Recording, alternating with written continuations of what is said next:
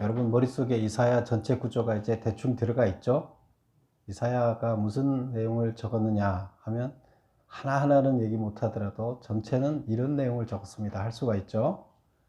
예, 오늘도 그래서 잠깐 이사야, 또 오늘 새로운 장이 시작되는 거예요. 이사야를 세 단원으로 이제 세 파트로 구분을 한다 그러면 지난주까지 본 35장까지가 한 파트예요. 그 다음에 지금 오늘 보는 36에서부터 39장까지가 두 번째 파트가 되는 거예요. 그리고 나머지가 세 번째 파트인데, 첫 번째 파트는 심판에 관한 이야기였죠. 심판에 관한 이야기였고, 두 번째 파트는 역사적인 사실에 관한 이야기예요. 그리고 세 번째는 포로 이후에 회복되는 이야기. 포로로 잡혀가서 돌아오는 이야기. 그래서 크게 세 단으로 이렇게 나눠볼 수 있는데, 두 단으로 나누면 어떻게 된다 그랬어요? 1단원, 2단원을 합쳐서 심판으로 볼 수 있고, 세 번째 단락을 뭐로 본다고요? 구원으로 볼 수 있다. 회복 구원으로 볼 수 있다. 이렇게 얘기를 했죠. 그래서 1단원에서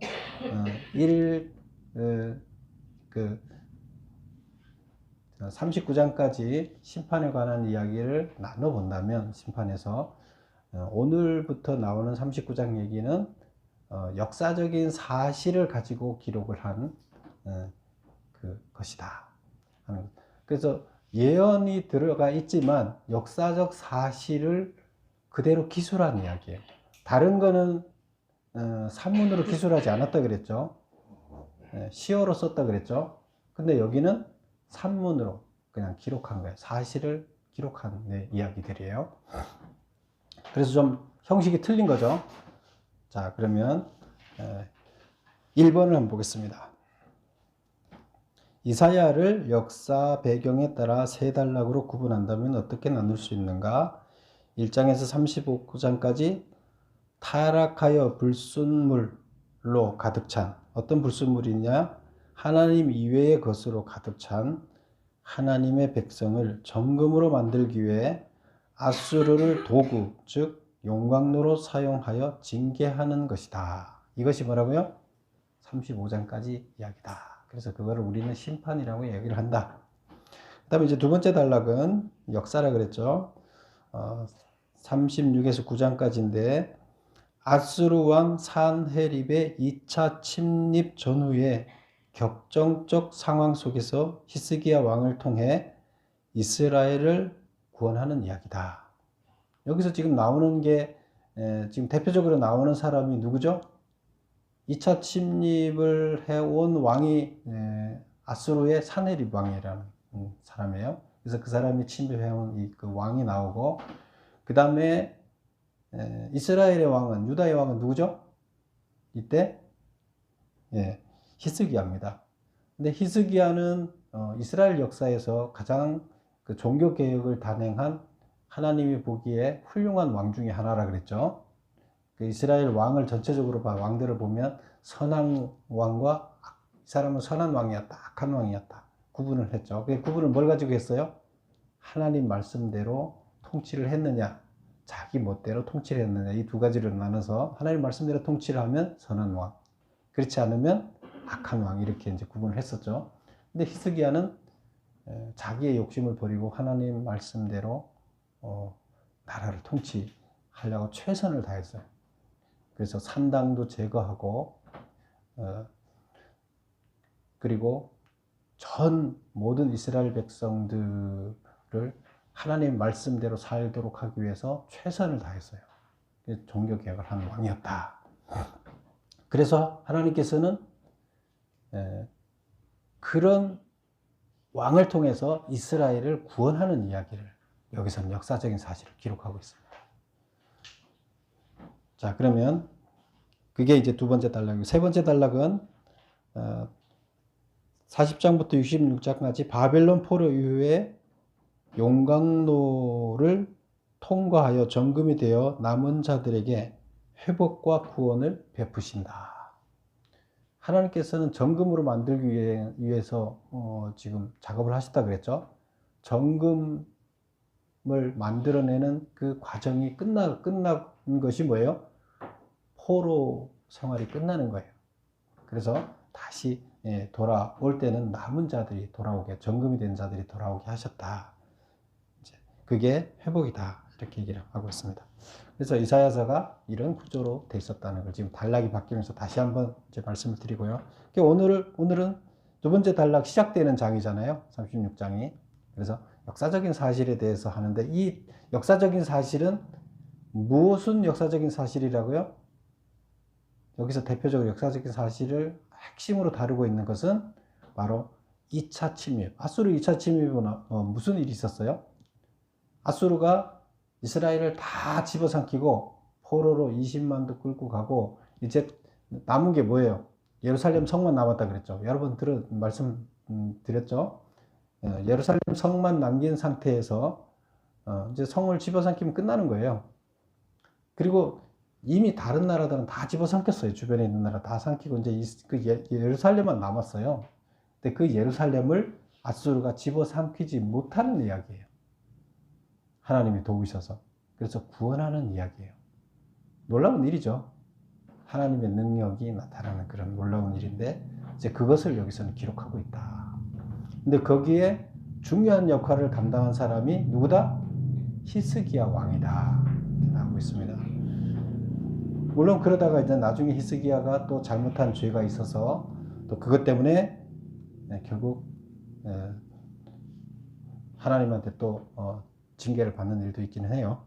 사람은 완벽하지 않으니까. 그러나 전체적으로 봤을 때 히스기야는 훌륭한 일을 해냈고, 그를 통해서 하나님께서는 예루살렘을, 하나님은 한 명의 의인을 구원하기 위해서 멸망시키지 않는다 그랬죠. 예. 2번 보겠습니다. 아수르 왕이 이제 이때 그 2차 침입 때 온 왕이 사네립 왕이라 그랬죠. 아수르 사네립 왕은 2차 침략에서 예루살렘을 제외한 유다 전체를 완전 점령하였다. 이때는 몇 년도인가? 대군을 거느리고 예루살렘에 온 자는 누구인가? 이를 막기 위해 협상에 나선 이스라엘의 사신은 누구인가? 그래서 우리 1절을 한번 볼까요? 연도가 나와 있죠. 언제 쳐들어왔느냐? 히스기야 왕 14년 이렇게 적혀 있는데, 이것은 중대한 오류예요. 오타예요. 뭐 번역하는 사람이 오타를 한 게 아니라 이 처음에 그 기록하는 저자가 이게 지금 착각을 하고 기록을 잘못한 거예요. 왜 그러냐면 이제 역사적인 사실이 이게 침략해 온 게 다른 여러 군데에서 기록이 나오거든요. 그 기록에 보면 이때가 이 사람이 쳐들어온 해가 701년이에요. BC 701년인데 지금 히스기야 왕 그러면 26년이 되는 거예요. 그게 오타인데 26년으로 이제 적어놔요. 맞아요. 근데 이거를 14년이라 그러면 BC 12년이 돼요. 그럼 그때는 사네립 왕이 아직 왕이 되지도 않은 때예요. 말이 안 되는 거죠.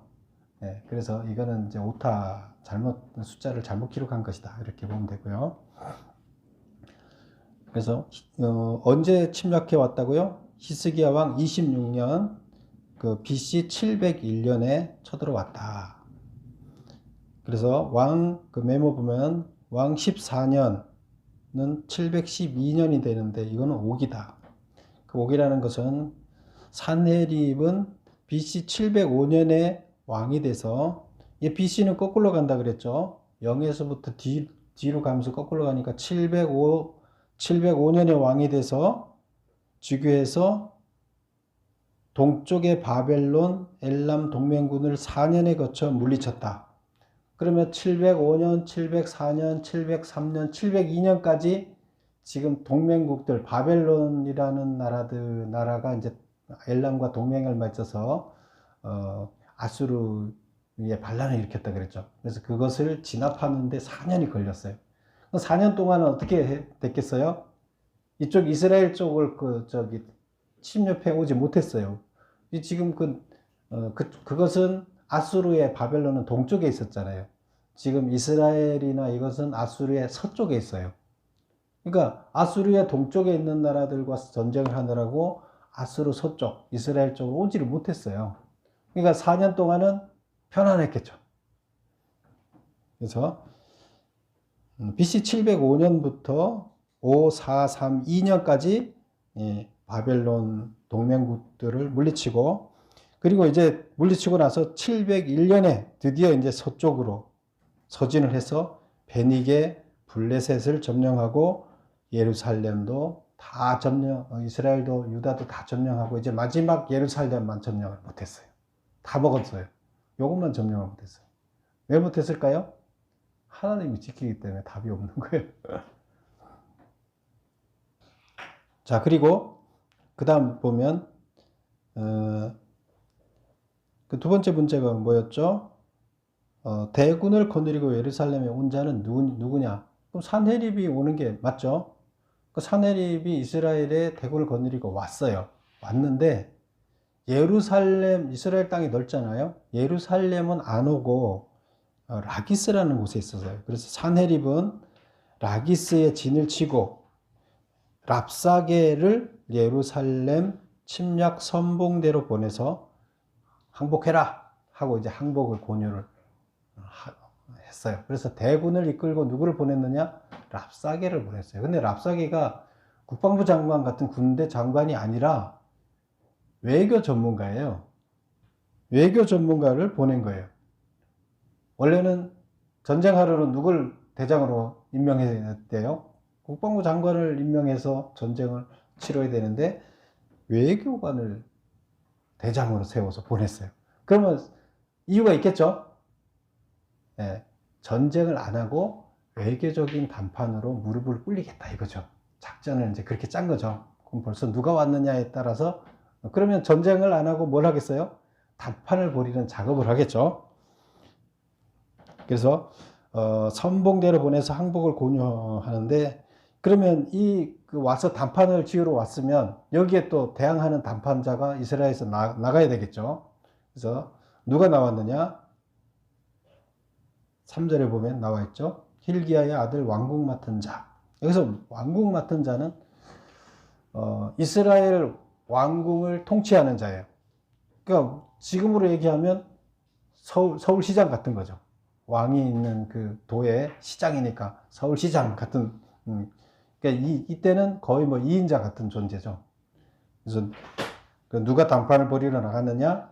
서울시장 같은 사람 2인자. 그 다음에 또 서기관, 그 다음에 사관과 서기관은 이제 그 참모죠. 왕의 그 직속 참모인데 그 왕 아래서 직속 참모 역할을 하는 자들이 왕명을 받아서 담판을 벌이러 나갔다, 이런 얘기가 되겠습니다. 그 다음에 3번을 보겠습니다. 랍사게는 실제적인 싸움을 피하고 위협과 심리전으로 이스라엘의 항복을 유도하였다. 그의 말의 요지는 무엇인가? 이게 이제 4절부터 10절까지 나오는 이야기예요. 4절부터 10절까지 나오는데, 벌써 산헤립이 외교관을 보냈다는 것 자체가 전쟁을 안 하고 담판을 하려고 하는 거죠. 뭔가가 뭐 다른 이유도 있었겠지만 전략 자체를 이제 수정을 한 거죠. 왜? 이스라엘 전체를 벌써 다 점령을 했어요. 그래서 예루살렘 성만 점령하면 되니까 뭐 별 문제는 아니죠. 그런데 거기까지 다 쓸 필요가 있느냐? 거기에 모여 있는 사람들을 포로로 안 죽이고 잡아가는 것만 해도 큰 수확이잖아요. 그 돈을 많이 요구해도 그들 다 죽이고 나면 돈도 못 받고 포로도 못 잡아가잖아요. 돈이고 포로고 잡아가야 덕이 되니까 전쟁을 무조건 죽이기 전쟁을 안 하는 게 이들도 이익이죠. 자, 거기를 보겠습니다.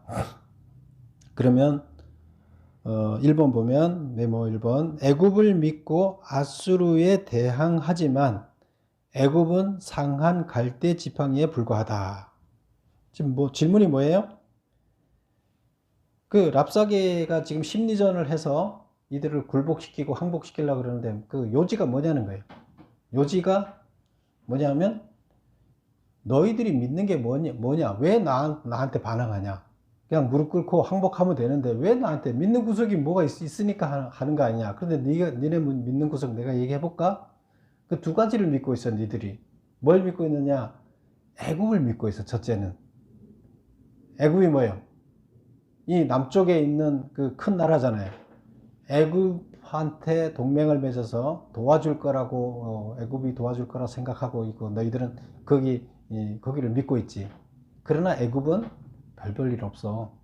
갈대, 꺾여진 갈대와 마찬가지야. 너희가 애굽과 손잡으면 어떻게 되느냐? 너희 손이 다쳐. 손이 그 갈대에 찔리고 말아. 애굽은 그런 나라야. 너네 도와줄 나라가 못 돼. 이제 이 얘기예요. 그게 첫 번째 이야기예요. 또 하나 믿는 게 뭐 있어? 너네가 하나님이지. 너네가 하나님 너네 안 도와줘. 왜 안 도와준다고? 왜 안 도와준다 그랬을까요? 왜 그러냐면 니네 왕을 잘못 세워놔갖고 왕이 하나님을 거역했어. 히스기야가 하나님을 거역했어. 어떻게 거역했느냐? 산당이라는 데서 원래 그 신한테 제사 지내는 곳인데, 거기가 너네 신한테 산당에서 사람들이 제사 지내는데 산당을 다 없애고 예루살렘 성에서만 와서 성전에서만 예배드리라고 하지 않았느냐? 그러면 니네 신이 자기한테 제사 지내는 장소를 다 없앴는데 기분 좋아하겠느냐? 히스기야 안 좋아한다, 하나님이. 그러니까 히스기야가 하나님이 도와줘서 승리할 거고 아수르가 망할 거라고 이렇게 히스기야가 얘기한다면 말도 안 되는 소리다. 믿지 마라. 그리고 그 두 가지를 이제 강력하게 어필을 하는 거예요. 여러분 어떻게 생각해요? 뭐 말도 안 되는 소리잖아요. 첫 번째는 그렇다 해요. 애굽이 뭐 힘이 없다. 그거는 뭐 그럴 수도 있죠. 근데 두 번째는 하나님 입장에서 봤을 때 하나님은 너무나 히스기야를 잘했다 칭찬하고 있는데, 이 사람은 지금 반대로 얘기하고 있어요. 그러면 랍사게가 몰라서 이렇게 얘기를 했을까요? 랍사게는 잘 알고 있어요. 지금 종교 개혁을 해서 히스기야가 신앙심을 불러넣어주고 백성들이 그 신앙심을 중심으로 해서 단합이 되어 있다는 걸 알고 있어요. 이걸 깨트려야 돼요. 깨트려서 이들 마음이 흐트러져서 왕과 백성들이 하나가 돼서 뭉치면 안 돼요. 그러면 이 둘이 서로 분열이 생겨서 왕의 명령을 안 따르려고 그래야 돼요. 오히려 자기들의 명령을 따르고 자기들이 위협하는 것에 대해서 겁이 나서 히스기야 말을 안 듣고 자기 말을 들어야 이게 자기들이 수월할 거 아니에요. 그 전략을 심리전을 쓰는 거예요. 심리전을 써서 데리고 가려고 그러는 거예요. 자, 그래서 메모를 볼까요? 1번, 애굽을 믿고 아수르에 대항하지만 애굽은 상한 갈대 지팡이에 불과하다. 이게. 그래서 너희 믿는 구석 애굽은 아무것도 아니야. 두 번째, 여호와를 신뢰하지만 여호와께서 제사하는 산당을 없애도록 하여 여호와를 배신한 히스기야 때문에 여호와는 이스라엘을 돕지 않을 것이다. 그 다음에 이제 세 번째가 아주 중요한 건데, 이스라엘을 멸하는 것이 여호와의 뜻이며 그가 이스라엘을 멸하라고 아수르에게 명령하셨다는 거예요. 자기는 니네 하나님의 명령을 듣고 왔다는 거예요. 니네를 멸망시키라고. 왜? 니네 신한테 제사 지내는 산당을 다 없애라 그래갖고 니네 신이 열받아갖고 나한테다가 명령했어. 히스기야 왕 없애고 거기를 싹 쓸어버리라고. 그래서 내가 니네 신의 명령을 받고 온 거야. 이 얘기를 하는 거예요. 어떻게 생각하세요? 백성들이 이 말을 듣고 무슨 생각을 하겠어요? 백성들은 산당을 없애기를 원했어요? 안 없애기를 원했어요? 백성들은 안 없애기를 원했어요. 그래서 산당을 없애려고 해도 안 없애고 다 만연해 있어요. 그게 뭐라 그랬어요? 산당을 통해서 경제적인 이득과 그다음에 자기들은 토속신앙인데, 토속신앙이 뭐예요? 여러 신을 믿으면 각 신마다 종류가 틀린데 여러 신을 믿으면 각 신들이 도와주면 훨씬 자기들은 부유롭게 풍요롭게 살 수 있다는 거예요. 다신 중에서 출산을 잘하게 하는 신을 믿으면 자손들이 많아지고, 부를 주장하는 그 신을 믿으면 자기들이 부유해지고, 뭐 이런 거예요. 근데 이게 나쁘지 않다는 거예요. 그리고 특별히 이제 그 성적인 거기서는 성적인 교합을 한다 그랬죠. 그래서 성적인 욕망도 충족시켜줘요. 그래서 가나안 땅에서 그래서 하나님이 거기를 가나안 땅을 그래서 쓸어버리라 그런 거 아니에요. 이걸 도저히 이거 뿌리를 뽑기 위해서는 쓸어버려야지 답이 없다. 이렇게 타락한 도시는 소돔과 고모라와 같기 때문에 쓸어버려야 된다. 이렇게 해서 거기를 지금 이스라엘을 개혁하러 들어갔는데 이스라엘 백성들이 반대로 어떻게 되는 거예요? 몰래 하나님도 믿지만 한쪽에서는 자기네 욕심을 채우기 위해서 몰래 토속적인 것을 생활 속에 묻으면 안 되잖아요. 근데 자기들이 묻히고 있는 거예요. 그래서 그거를 청산을 그렇게 하라 해도 청산이 안 됐는데 히스기야가 청산을 했어요. 근데 이제 그거를 이용해서 그들의 신앙심과 히스기야와 백성의 돈독한 이 단결력을 깨뜨리기 위해서 한 게 하나님이 명령했다 그래요. 본문을 한번 읽어볼까요? 9절부터 볼까요? 그런즉 내가 어찌 내 주의 종 가운데 극히 작은 그 아래를 보면 10절 볼게요. 내가 이제 올라와서 이 땅을 멸하는 것이 내가 누구예요? 랍사게예요. 랍사게가 아수르의 그 외교 장관이라 그랬죠. 내가 이제 올라와서 이 땅을 멸하는 것이 여호와의 뜻이 없음이겠느냐?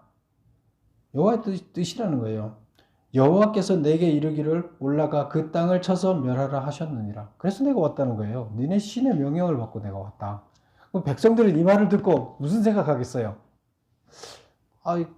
산당을 없애는 거에 대해서도 별로 좋지 않았는데 어쨌든 하긴 했는데 하나님의 뜻이 그게 아니었다고 얘기했다고 여기에 혼란스러워하고 넘어가는 사람도 없지 않아 있다는 거죠. 많겠죠. 자기네 욕심하고 맞아떨어지잖아요. 그러니까 받아들이고 싶은 거예요. 이관제를 시키는 거죠. 심리전을 상당히 잘하고 있는 거죠. 그리고 이스라엘의 신앙도 알고 있다는 거예요. 그렇죠? 여호와 신이 뭘 원하는지도 알고 있어서 그거를 깨트리기 위해서 공부를 했다는 얘기예요. 이 사람이.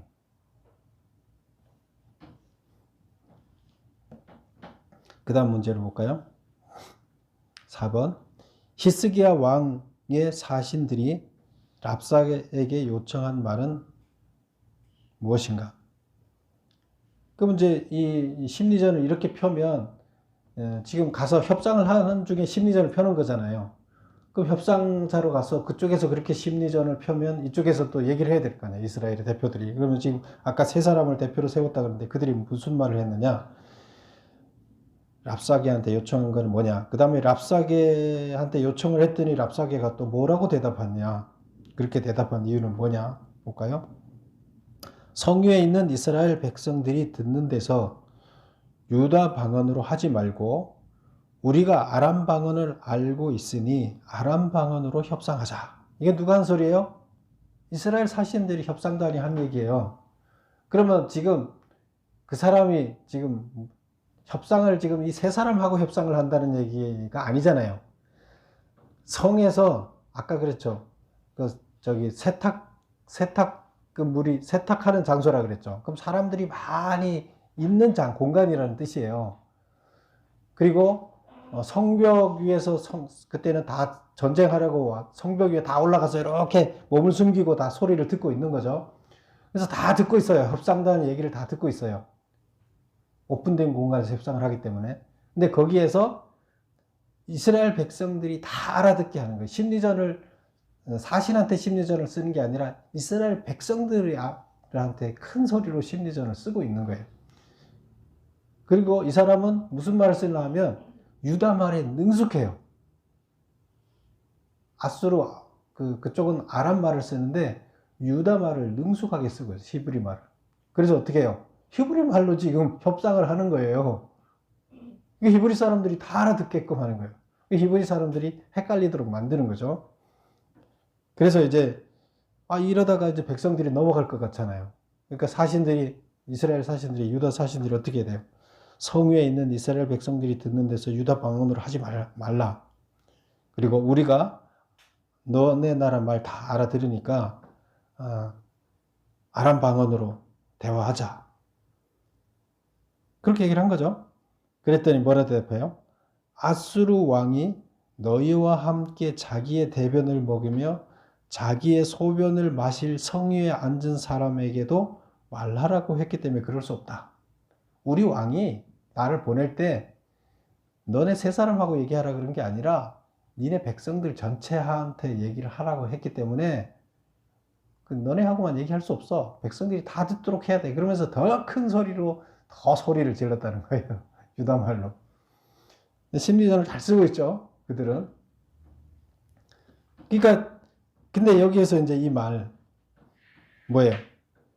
그 백성들을, 이스라엘 백성들을 어떤 백성으로 수식어를 붙였죠. 앞에 너희와 함께, 협상단과 함께. 협상단도 대변을 먹고 소변을 먹는데 협상단도 그렇고 니네 백성들도 그래. 그리고 다 같이 어떻게 한다고요? 자기의 대변을 먹고 자기의 소변을 마실 성위에 앉은 사람들. 근데 성위에 앉은 사람들이 이스라엘 백성인데 이스라엘 백성들이 자기의 대변과 자기의 소변을 먹을 이스라엘 사람들이 이렇게 수식어를 붙이고 있어요. 모욕을 주는 거죠.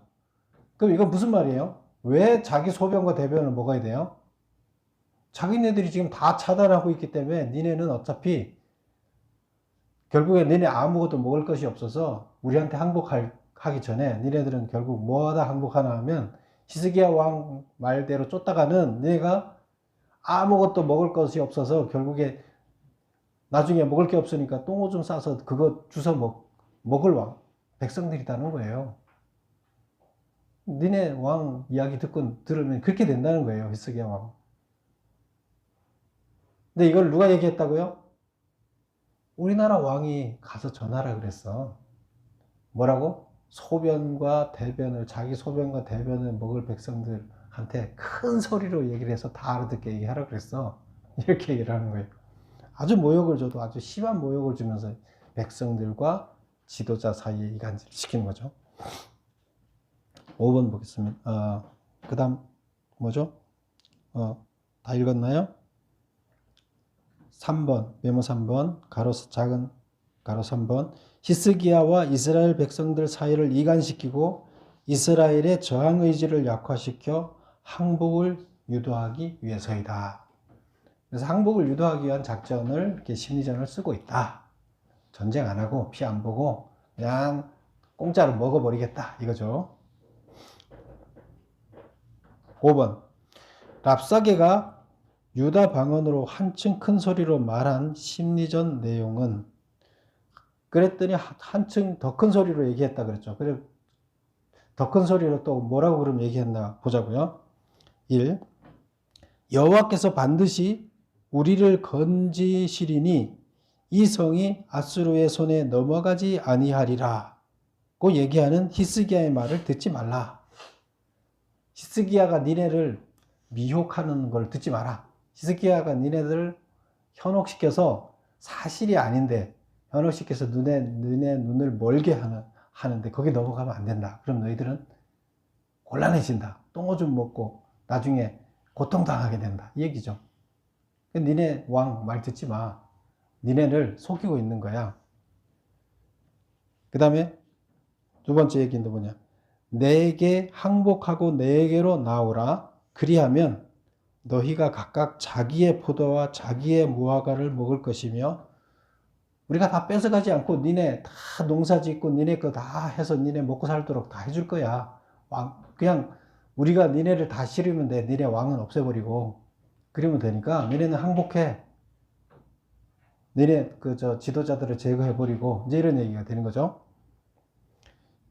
그리고 각각 자기의 우물을 마실 것이며 내가 와서 너희 본토와 같이 곡식과 포도주와 떡과 포도원이 있는 땅에 옮기기까지 하리라. 본토로 옮기겠대요. 어떤 본토? 자기 나라의 본토. 그러면 지금 이때 강대국이 된 거잖아요. 아수르가. 강대국이 돼서 본토에 들어가면 본토가 풍성하겠죠. 그렇게 풍성한 우리 본토에 너희들을 옮길 수도 있어. 편안하게 살게끔 해줄 수 있어. 아주 행복하게 살도록. 이 얘기예요. 과연 그럴까요? 이거야말로 현혹시키는 거죠. 속이는 거죠. 근데 이 말을 누가 했다고 전하냐면 우리나라 왕이 이거 너네들한테 전달하라 그랬어. 이렇게 왕이 해준다 약속했어. 그러니까 니네 히스기야 왕 말 믿지 말고 내 말을, 우리나라 왕의 말을 믿어야 돼. 누굴 믿어? 네 왕이 아니라 우리 왕을 믿어. 그 얘기예요. 그 다음에 3번 히스기야가 너희에게 이르기를 여호와께서 우리를 건지시리라 할지라도 속지 말라. 열국의 신들 중에 자기의 땅을 아수르 왕의 손에서 건진 자가 있느냐? 여호와도 그와 같을 뿐이다. 지금 아수르가 주변국들 다 점령했잖아요. 다 무찔렀잖아요. 다 망했어요. 근데 그들 신이, 그 나라 신들이 자기들 지켜줬냐? 아무도 못 지켰었어. 신들 아무것도 아니야. 그러면 결국에 제일 강한 신이 누구예요? 아수르 신이야. 우리가 섬기는 신이야. 니네 신들 아무 신도 아니야.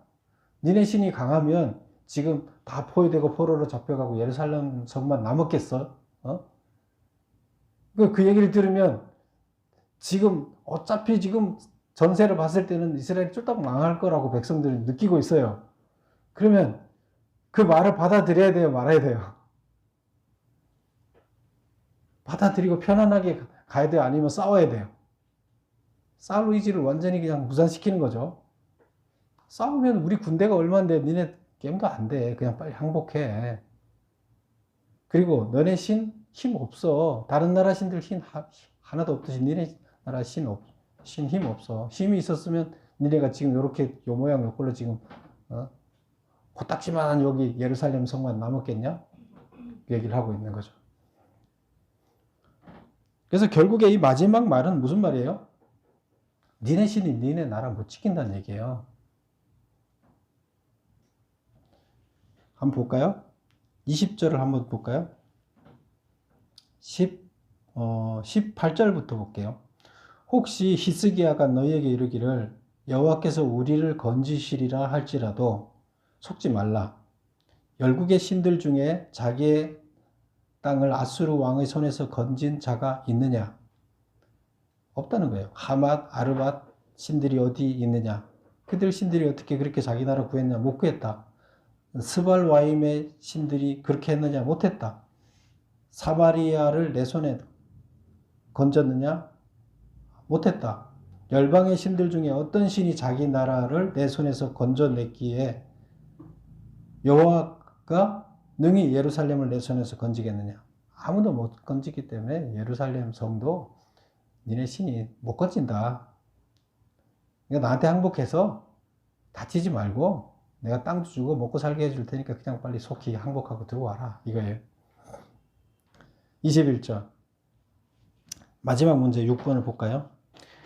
랍사게의 말에도 불구하고 백성들이 아무 말도 하지 않은 이유는 사신단이 취한 조치는 21절 보면 그래요. 그러나 그들이 잠잠하여 한 말도 대답하지 아니하였으니 그들이라는 건 누굴까요? 네, 이스라엘 백성들. 그들이 잠잠하여 한 말도 대답하지 아니하였으니 이는 왕이 그들에게 명령하여 대답하지 말라 하였습니다. 이미 심리전을 쓸 걸 알고 히스기야도 똑똑하죠. 군대 장관을 보내지 않고 외교 장관을 보냈어요. 외무부 장관을 보냈어요. 그런 무관도 아니에요. 그러면 이게 심리전이구나. 벌써 아는 거죠. 왜? 이 사람들 다 죽이고 나면 갖고 갈 게 없잖아요. 뺏어가기만 하면 되는데 사람들 안 죽이고 물건도 자기들 불태우지 않고 뺏어가려면 심리전을 잘 써서 뺏어가면 될 거 아니에요. 이제 그거죠. 그러니까 히스기야는 이미 알았어요. 그러니까 백성들한테 단단하게 일렀어요. 와서 무슨 심리전을 쓰더라도 어떻게 하라? 아무 말도 하지 마라. 대답도 하지 마라. 그래서 여기 나오죠. 히스기야 왕이 아무 말도 하지 말라고 명하였기 때문에 아무 말도 안 했어요. 쫙 해요. 그리고 사신들은 돌아갔어요. 그래서 22절을 보면 이 사신들은 자기 옷을 찢고 끝에 보면 히스기야에게 나가서 랍사게의 말을 왕한테 전했다. 이렇게 해서 지금 36장이 끝나는 거예요. 두 장을 하려니까 너무 양이 많아서 오늘은 이제 한 장만 이렇게 하는데, 사실은 36장, 37장을 같이 해야 이게 전체 맥락이 맞아 떨어져요. 근데 이제 양이 많아서 반만 나눠서 지금 오늘 지금 36장만 하는 거예요. 다음 주에 이제 결론이 나옵니다. 근데 결론은 뭐겠어요? 히스기야가 잘해서 하나님께서 역사에 서서 이스라엘 백성들을 도왔다는 얘기예요. 결국 히스기야의 지도자의 신앙을 보고 남은 자들을 구원하려는 하나님이 남은 자들을 구원했다는 거예요. 그래서 오늘 보면 역사적인 사건을 지금 그대로 다루고 있어요. 그대로 다루고 있는데 다음 장에서 보면 히스기야가 하는 걸 보고 하나님께서 히스기야가 누구를 만나길 원하냐면 이사야 선지자, 하나님 보낸 선지자 이사야를 만나서 이 문제를 해결하려고 그래요. 지금 내가 어떻게 해야 됩니까? 하나님한테 좀 물어봐 주십시오. 그래서 하나님, 히스기야는 짐 싸들고 성전으로 들어가서 기도하고 선교사한테, 지도자한테, 종교 지도자한테는 하나님의 뜻을 알려달라고 얘기를 합니다. 그래서 하나님이 이사야를 통해서, 선지자를 통해서 어떻게 합니까? 어떻게 될 건지, 너희에게 어떤 구원을 해줄 것인지를 약속을 합니다. 그런 과정이 다음에 이제 나옵니다. 그래서 일단은 오늘은 이스라엘이 어려움에 처하고 그들이 침략해오는 이야기까지만 살펴봤습니다. 그래서 이 이야기가 이 핵심, 이때 당시에 이사야서 전체의 핵심 사건이에요. 아수르의 2차 침략 이야기가 왜 핵심이에요? 하나님께서 다 쓰러져가는 예루살렘 성을 구원하기 위해서 지금 아수르 대군을 싹 죽였잖아요. 아무 그것도 없이 하나님이 죽였잖아요. 자고 일어나니까 다 죽도록 만들었잖아요. 홍해를 건넌 사건과 마찬가지 사건이에요. 그래서 이건 대단히 큰 사건이에요. 그래서 이 역사적인 사건을 가운데다 딱 집어넣는 거예요. 그래서 왜 그렇게 됐는지를 이제 설명을 구체적으로 앞으로 더 해 나가게 될 겁니다. 통해서 하나님의 뜻을 깨닫는 여러분이 되시기를 바랍니다. 기도하겠습니다.